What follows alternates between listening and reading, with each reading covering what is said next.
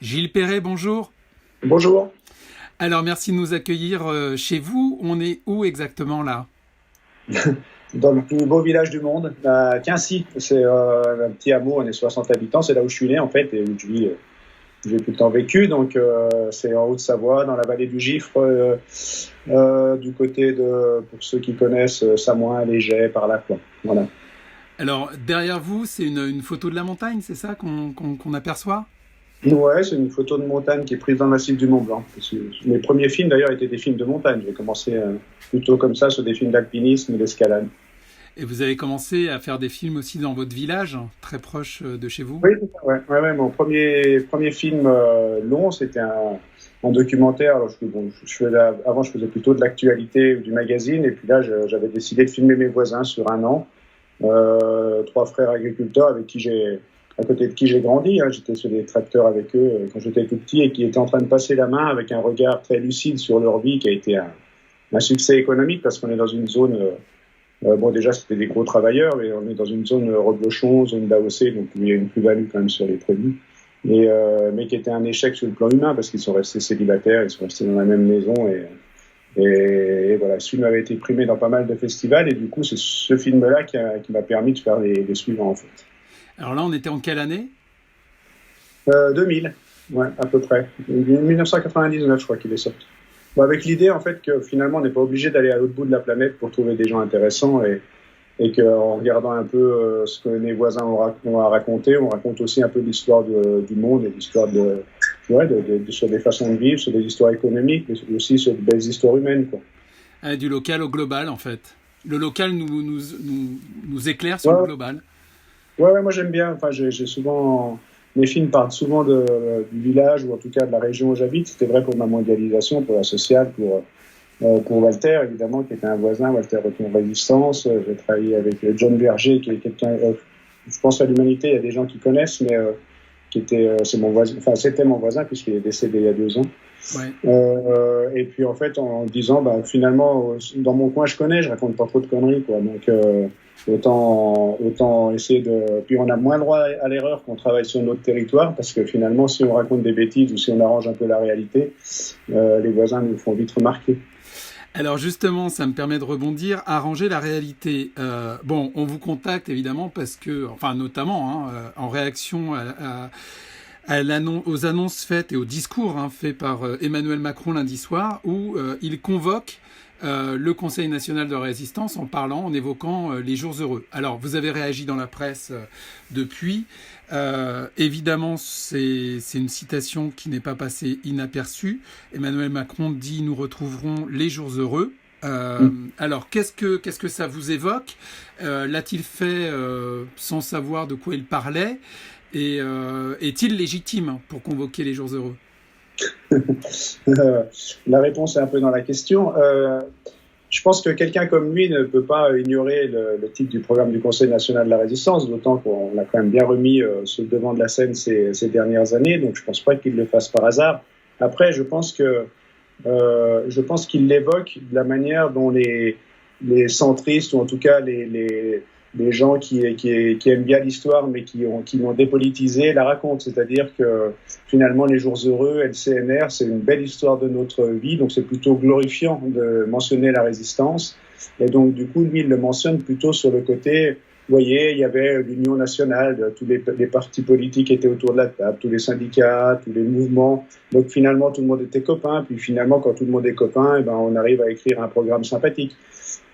Sauf que l'histoire du Conseil national de la résistance, c'est pas ça du tout. C'est une grosse histoire de rapport de force, de bataille, y compris armée, de lutte armée, notamment par les communistes, principalement par les communistes sur le sol français, qui fait qu'ils sont légitimes et ils sont forts dans la négociation autour de la table du CNR pour finalement arriver à faire signer des gens qui sont plutôt classés à droite, même si c'était difficile de trouver des gens de droite pour appartenir au Conseil national de la résistance, puisque la droite avait collaboré très majoritairement. Et donc, du coup, finalement, le rapport de force fait que, à la lecture, au regard d'aujourd'hui, ce programme est un programme qui serait classé quasiment à l'extrême gauche. Donc, c'est une histoire de bataille et de rapport de force, et aussi de bataille armée. Faut le répéter, c'est pas s'il n'y avait pas eu la bataille sur le sol français, jamais on aurait pu signer et mettre en application, en grande partie en tout cas, un programme de ce type, quoi. Donc il y a deux possibilités. Soit, ou alors on peut dire qu'il est vraiment naïf et puis finalement le titre Les Jours Heureux, ça peut être sympa parce que c'est joli et c'est porteur d'espoir. Et puis voilà, je ne crois pas à cette solution-là. Je pense plutôt qu'il le mentionne avec la méconnaissance du rapport de force, ou en tout cas en voulant essayer de se grandir. Et Dieu sait s'il en a besoin. Dieu, je ne sais pas s'il y a pour quelque chose là-dedans, mais en tout cas, il en a peut-être besoin. Et c'est vrai que mentionner la résistance, c'est toujours bien. Alors, une de vos réactions, ça a été tout de suite de lui envoyer votre film, Les Jours Heureux, par courrier. Alors, c'était une manière de le prendre au mot et de lui dire « Chiche, vous voulez les jours heureux, mais voici ce qu'il faut faire. » Alors, qu'est-ce qu'il faudrait faire pour les jours heureux? Non, mais oui, c'était ça. C'était de dire, bon, allons-y, oui, puisque vous le mentionnez, eh bien, allez-y, référez-vous au CNR. Et en fait, finalement, globalement, qu'est-ce que ça voudrait dire? C'est faire une politique qui est à 180 degrés l'inverse de ce qu'il a fait depuis qu'il est au pouvoir. C'est-à-dire qu'on a le président le plus libéral qui soit, qui a détruit... bien sûr que les autres s'y sont attachés depuis le début des années 80, mais enfin, Macron a donné un coup d'accélérateur, d'autant plus qu'il était ministre de l'économie sous le mandat de Hollande. Et en fait, sa vision est complètement l'inverse de celle du CNR qui voulait... projeter les gens et installer les gens dans la sécurité sociale, si on pense à ce que ça veut dire, et puis aussi d'organiser, remettre l'État au centre des décisions. C'est-à-dire que c'est le peuple, avec ses représentants, et l'État qui devait maîtriser les grands secteurs de l'économie, qui devait reprendre la main sur les questions de liberté, sur les grandes questions qui nous préoccupent. Et on voit bien que Macron, lui, n'a fait que détricoter, détruire tout ça, et donc c'était pas légitime. Et pour répondre plus précisément à votre question, je pense qu'aujourd'hui, visiblement, même Macron, parce que en fait, on dit, ça nous surprend qu'il ait mentionné les jours heureux à la fin de son discours, mais si on ferme les yeux et qu'on écoutait son discours, finalement, c'était l'avenir en commun, quoi. Et donc, du coup, pourquoi pas citer les jours heureux à la fin? Donc, ça veut dire redonner du pouvoir à l'État et tout ça, mais il a juste fait l'inverse pendant 3 ans, quoi. Alors, quand Macron dit je vais me réinventer, il faut se réinventer, jusqu'où pensez-vous que la sincérité de sa volonté est exacte, ou c'est juste de la rhétorique? Se réinventer aujourd'hui en 2020 pour sortir de la crise et construire le monde d'après, qu'est-ce que ça nécessiterait en réalité? On voit bien que c'est ce qui était déjà dans le programme du CNR, mais qui était déjà une préoccupation en 1936, qui était déjà une préoccupation à la Révolution. C'est qu'il y a des secteurs de l'économie qui doivent échapper au marché. Il y a la finance qui doit être bridée. Dans le programme du CNR, c'était clairement dit que les féodalités économiques devaient être écartées du pouvoir politique. On voit à quel point le monde de Macron, à quel point les passerelles et les passages du privé au public et le copinage avec tous les grands groupes et tous les multimilliardaires est encore omniprésent. Donc aujourd'hui, ça veut dire effectivement sortir du marché certains secteurs, reprendre la main sur la finance, sur un secteur qui vous préoccupe, la presse. Le programme du CNR me disait qu'il fallait séparer la presse des pouvoirs d'argent à l'époque, des forces de l'argent. On voit bien dans quel état on est aujourd'hui. Donc pas besoin de vous faire un tableau. Donc je pense que ces décisions-là reviennent à l'ordre du jour, et je crois que on peut lui accorder le crédit que même des macronistes, même des gens comme lui, en fait, ils savent qu'il va falloir passer par là, parce que les problèmes environnementaux, les problèmes d'inégalité sociale, ça va leur péter à la figure, ça va péter à la figure de tout le monde, mais à eux aussi. Donc, du coup, on sait bien que si on veut donner un petit peu d'espérance, des jours heureux, il va falloir organiser le partage, il va falloir organiser la question de la tranquillité sociale, et puis surtout se préoccuper urgemment des questions environnementales. Donc, ça ne peut se faire que par la force publique. Il ne faut pas compter sur la bonne conscience des individus en fermant l'eau du robinet et puis en se lavant les dents, et puis que la société va s'arranger comme ça. Donc du coup, je crois qu'inconsciemment, tout le monde le sait, sauf qu'il y a trop de gens qui ont des choses à perdre, et puis finalement, c'est pas très confortable de remettre en cause ce qui nous a menés, nourris, et grassement nourris pour certains. Alors depuis 2007, vous êtes engagé pour la mémoire du travail du CNR et pour faire connaître cette histoire-là. vous ne l'avez pas fait simplement, j'imagine, dans un souci mémoriel, mais parce que vous aviez le sentiment que c'était au cœur des enjeux de notre époque, de 2020, que de se replonger dans ce contexte-là, dans cette histoire-là, et que quelque part, des choses du CNR se jouaient encore aujourd'hui, c'est ça ? Bien sûr, oui, oui. Mais moi, vous savez, enfin, je sais pas ce qu'il en est de votre côté, mais en tout cas, moi, quand j'ai découvert ce programme du CNR, j'étais abasourdi. C'est-à-dire que je ne m'étais pas imaginé que les résistants pouvaient avoir une pensée politique, en gros, si je caricature. C'était pas parce qu'on m'a pas raconté l'histoire comme ça. C'est-à-dire que quand on a parlé de la résistance, on nous a toujours parlé, en plus en Haute-Savoie, où on est une terre de résistance, enfin, une collaboration beaucoup au début de la guerre, mais de résistance sur la fin. Eh bien, on nous parlait des héros, de ces hommes principalement, même si évidemment il y avait beaucoup de femmes dans la résistance, mais on parlait beaucoup des hommes qui avaient pris les armes pour se battre et qui étaient courageux, mais on parlait que des faits d'armes, mais on parlait jamais de la pensée politique. Pourquoi ils les ont pris? Donc du coup, quand j'ai découvert ce programme du CNR, je me suis dit, mais oui, bon sang, mais oui, bien sûr, on se réveille pas le matin comme ça, tout d'un coup, en disant, tiens, je vais prendre un fusil, mais c'est pas, voilà, c'était la question, c'est, ok, on se débarrasse de l'occupant, mais ce qui était brillant dans le programme du CNR, c'est de se dire, qu'est-ce qu'on fait après? Et donc là, on voit toute la pensée politique qui ne vient pas de nulle part. Hein. Encore une fois, on n'est pas très loin de 1936, mais aussi, on est aussi là pour endiguer les phénomènes qui ont amené à la catastrophe de 1940. C'est-à-dire que les années 30 sont très proches, la trahison des élites était monumentale, abjecte, la finance la crise financière avait plongé l'ensemble du monde, la société occidentale dans le marasme, donc il fallait reprendre la main sur la finance. C'était déjà le règne des 200 familles avant, il faut vous dire que la concentration des richesses était déjà très très prononcée, donc il fallait endiguer ça. La presse était vautrée dans la collaboration, mais la honte totale.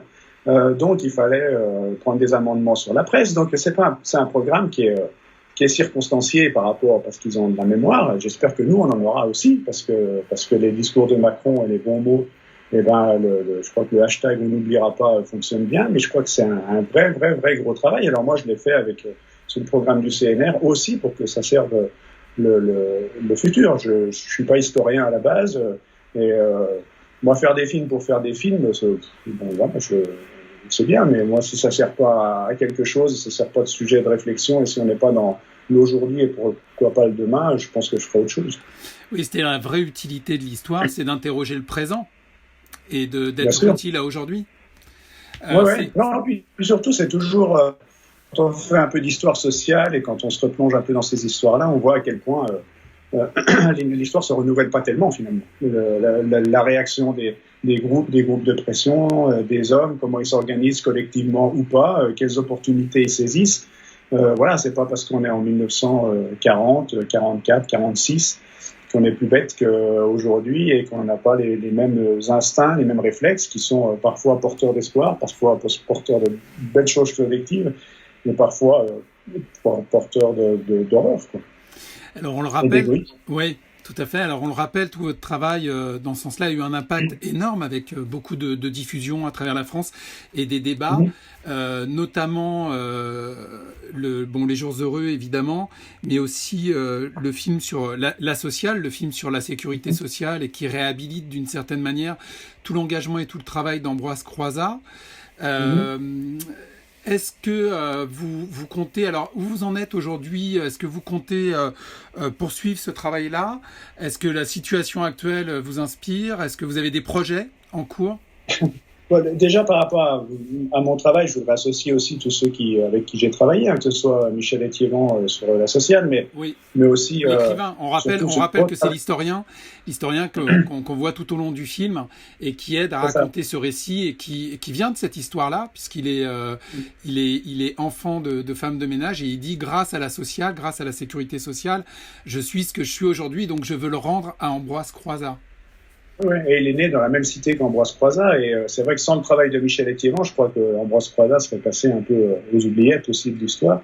Mais aussi, je voudrais juste dire qu'on a fait un gros travail, quand je dis on, c'est avec Citoyens résistants d'hier et d'aujourd'hui, qui est l'association qui organise depuis 2007 les rassemblements au plateau des Glières. sur cette question du Conseil national de la résistance, et justement pas dans un but mémoriel, mais dans un but d'actualisation. Donc ce sont des rencontres avec des sociologues, des économistes, des philosophes, des grandes figures de la résistance, des résistants d'aujourd'hui, lanceurs d'alerte. Et je crois que tout le travail qui a été fait maintenant depuis 2007, puisque c'est devenu un événement important, a bien contribué à remettre cette histoire sur le devant de la scène et à montrer à quel point cette histoire doit encore être présente et doit éclairer l'avenir, quoi. Donc voilà, on va continuer dans ce sens-là. Alors cette année, on peut pas faire le rassemblement a priori, puisque c'était prévu le 29, 30 et 31 mai. Et on va préparer quelque chose quand même avec nos intervenants qui étaient prévus pour faire quelque chose en ligne sur ces questions-là, justement, sur le jour d'après, sur les jours heureux d'après. Et puis il y a pas mal d'initiatives qui se mettent en place par divers journaux, diverses personnalités pour voir comment réfléchir à ces questions-là en s'inspirant du Conseil national de la résistance et puis éviter les escroqueries historiques et politiques des Macron et compagnie, quoi. Alors depuis, vous avez réalisé d'autres films, et notamment Je veux du soleil, sur les Gilets jaunes. Vous avez suivi le député Ruffin dans ses déplacements sur les ronds-points, qui donne la parole en fait aux Gilets jaunes. Quels sont les projets sur lesquels vous travaillez aujourd'hui ? Ah ouais. En fait, justement, avec François Ruffin, en fait, on se connaît depuis 2003 ou 2004. C'était pas une rencontre uniquement sur les Gilets jaunes. Et je parle de François parce qu'en fait, on avait fait en 2013 au Glières, puisqu'il est venu assez souvent à notre rassemblement. Déjà à l'époque, on avait fait un CNR 2.0 on avait fait venir un représentant politique, un représentant syndical, un représentant des mouvements évidemment plutôt progressiste, et chacun venait défendre un projet de loi. On s'était projeté en se disant, voilà, on a un gouvernement issu du Conseil national de la résistance, maintenant on oublie les gna ça va pas, et tout. On peut voir quel était le projet de loi. Attendez, stop, pardon. On a un problème de son. Est-ce que vous pouvez toucher votre téléphone ? Je pense qu'il y a un problème de... Ah oui, je sais pas. Là, ça va mieux. D'accord. Alors attendez, je peux peut-être essayer de bouger un peu. Bon, c'est les aléas du direct, on est désolé. Vous êtes nombreux à suivre ce live. On le rappelle, donc on est avec Gilles Perret, réalisateur notamment de La Sociale, des Jours Heureux, de Je veux du soleil, en direct depuis sa maison. Oui. Voilà, ça passe beaucoup mieux, on va pouvoir reprendre. Donc j'en profite pour vous dire, n'hésitez pas à poser vos questions et aussi à partager ce live. Et donc, on reprend donc sur le travail. On n'a jamais travaillé ensemble, mais il est venu souvent au rassemblement des Glières. Et on avait fait un CNR 2.0 on avait invité un représentant de parti politique, un représentant de syndicat, un représentant de mouvement, allant dans la tendance plutôt gauche écolo, quoi, au sens assez large. Et chacun était ministre de ce gouvernement du Conseil national de la résistance et venait déposer le premier projet de loi qui, si on arrivait au pouvoir, il allait déposer devant l'Assemblée, et l'Assemblée des spectateurs qui étaient là étaient les députés qui votaient pour ou contre. Donc voilà, ce travail-là, on avait déjà un petit peu débuté.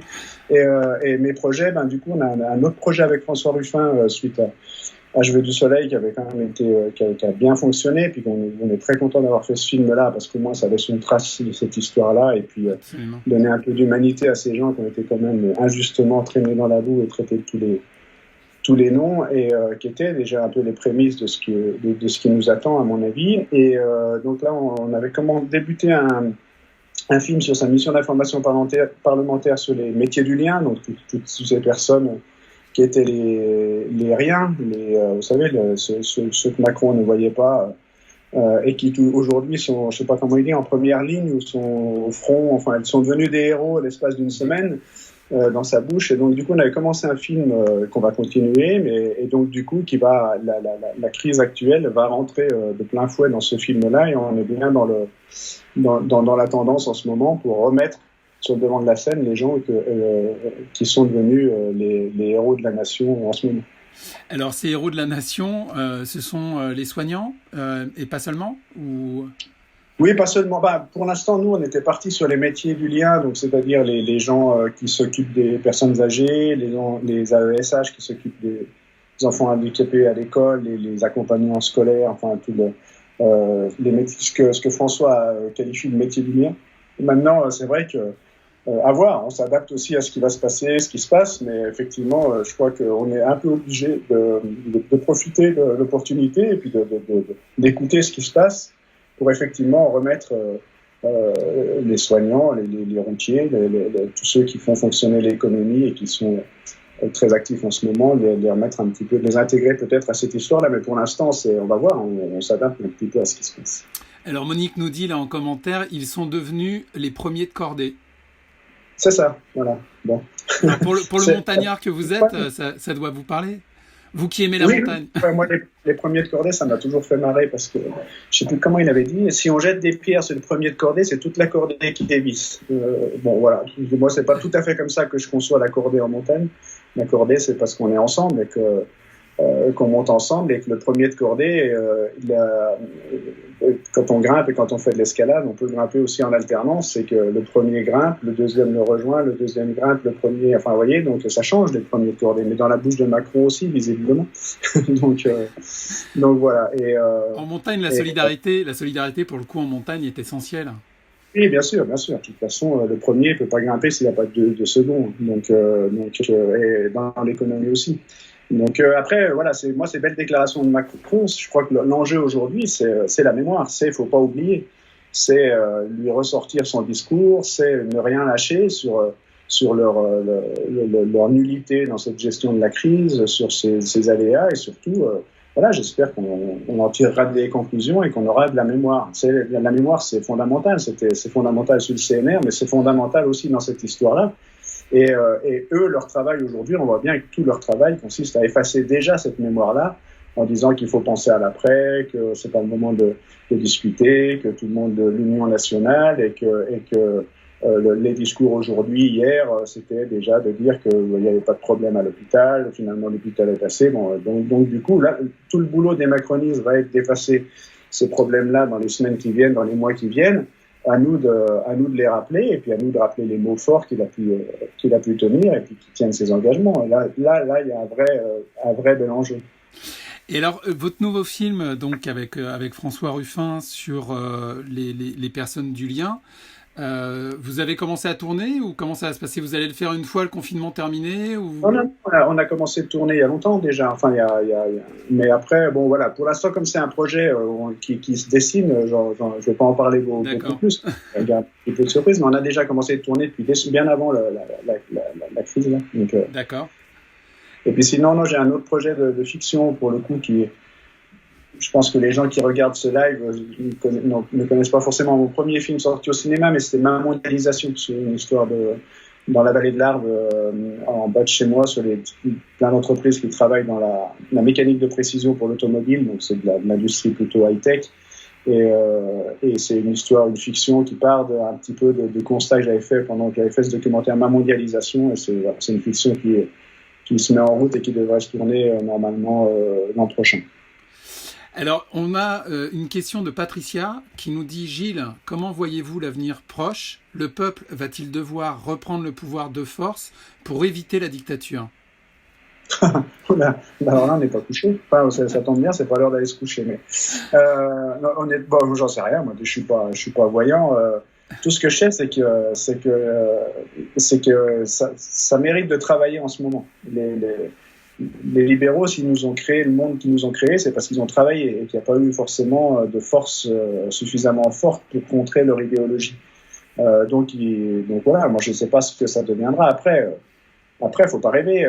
L'histoire sociale, c'est pas un long fleuve tranquille. Ça se fait pas dans la joie et la bonne humeur. Donc on voit bien. D'ailleurs, le mouvement des Gilets jaunes en était l'incarnation même, sans casse, sans violence et sans tout ce qui s'est passé, il n'y aurait pas eu, mine de rien, Emmanuel Macron a eu peur, il a dû lâcher quand même quelques milliards qui ont d'ailleurs servi à la croissance de la France l'an dernier, puisque leur sacro-sainte croissance est important aussi pour eux. Donc on voit bien que ça se passe pas forcément dans la joie et la bonne humeur et qu'il va pas falloir lâcher, quoi. Après, il faut garder de l'énergie et c'est vrai que des occasions comme ça, et ça c'était la théorie de Naomi Klein sur la stratégie du choc, c'est quand même une occasion rêvée pour Castaner, Macron, tout ça, d'expérimenter des choses qui sont liberticides et donc il va falloir se débarrasser le plus vite possible, mais ils auraient tort de se priver, l'occasion est rêvée. Donc à nous aussi, encore une fois, là aussi, de ne pas oublier et ne pas les laisser faire ce qu'ils veulent. On apprend là à l'instant le décès de l'écrivain chilien Luis Sepúlveda, qui est décédé donc du Covid-19.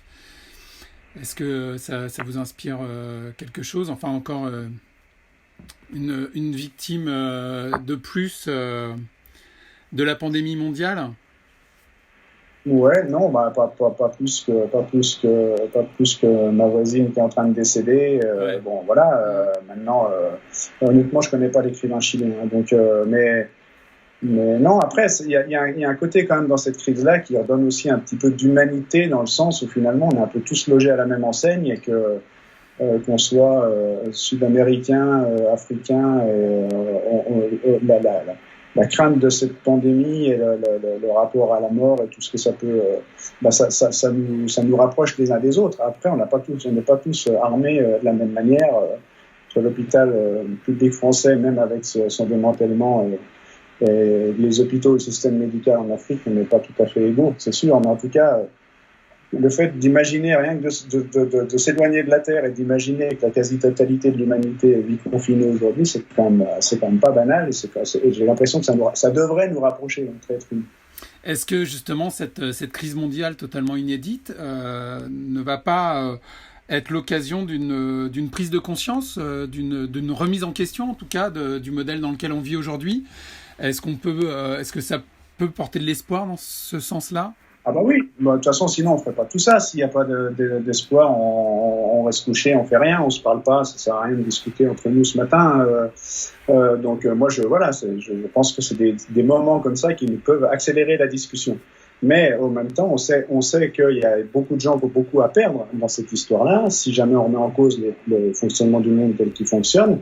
Et donc ça veut dire qu'en face, pour protéger les privilèges et l'organisation de la société, la répression et la force va être là, avec tous les moyens mis à disposition. Et c'était encore une fois le cas avec les Gilets jaunes. Si la police a tapé aussi fort, si Castaner et Macron ont tapé aussi fort, ont éborgné autant de gens, et il y a eu une telle violence, c'est qu'ils ont eu peur et que finalement il y avait un édifice à protéger. Et donc du coup, il fallait que la violence soit là pour maintenir l'État. Donc une violence, et l'État finalement n'a tenu que avec ce pouvoir macroniste et la police pendant un petit moment. Donc du coup, on sait bien que Ambroise Croizat disait toujours qu'il faut parler de conquis sociaux et pas d'acquis sociaux. On sait bien que rien n'est jamais gagné et que c'est une histoire perpétuelle de bataille pour essayer d'acquérir des droits nouveaux et de changer les choses. Ça se fait pas tout seul.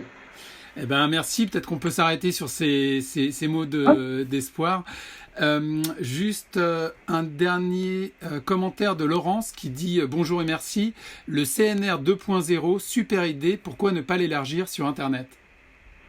Oui, en fait, j'ai été un petit peu surpris parce que c'est ce que je disais tout à l'heure. En fait, cette idée-là, je ne sais pas si c'est le fait d'avoir envoyé des remarques, des choses comme ça sur les réseaux sociaux, mais il y a beaucoup de gens qui réfléchissent à ces questions-là. Donc, effectivement, essayer de grouper un petit peu toutes ces forces, tous ces gens qui ont envie et qui ont en plus un peu de temps en ce moment pour réfléchir, essayer de grouper tout ça sur une plateforme. Nous, on va essayer d'y contribuer, en tout cas avec Citoyens Résistants d'hier et d'aujourd'hui, et puis les sollicitations que je peux avoir moi, par ailleurs, j'ai déjà commencé à mettre les gens en lien pour essayer d'inventer quelque chose et puis d'avoir une envie commune, parce que c'est pas le tout d'avoir un programme. Et peut-être qu'on peut finir là-dessus. Un programme, on peut l'écrire tous les matins, hein, parce qu'il va y avoir des belles idées, c'est bien. Mais s'il n'y a pas de rapport de force pour l'imposer, on peut en écrire tous les jours, il ne se passera jamais rien. Et la force du Conseil national de la résistance, c'est que le programme est beau, mais c'est surtout que le rapport de force a permis de l'installer. Et le rapport de force, c'était les 30% du Parti communiste aux premières élections, et c'était 5 millions d'adhérents à la CGT, quoi. Donc du coup, quand on est dans ce rapport de force-là, c'est sûr que ça change un petit peu la donne. Donc tout ça, ça s'organise. Mon ami Ruffin dirait la rue et les urnes. Eh ben, très bien, la rue et les urnes, le rapport de force. Et merci beaucoup pour ce long entretien. On va vous laisser, je crois, repartir vous occuper de vos ruches, de vos abeilles. Ouais, mais j'ai 2 ruches, hein, je sais pas ruches. Non plus. Bon, c'est quand même un joli symbole aussi, les ruches. Ouais, c'est pas mal. Pour prolonger un petit peu la vie, c'est pas mal. Ok, merci beaucoup Gilles Perret, puis à très bientôt. Merci, bonne journée, et puis courage à l'UMA et à toute l'équipe. À bientôt. Merci beaucoup. Au revoir. Au revoir.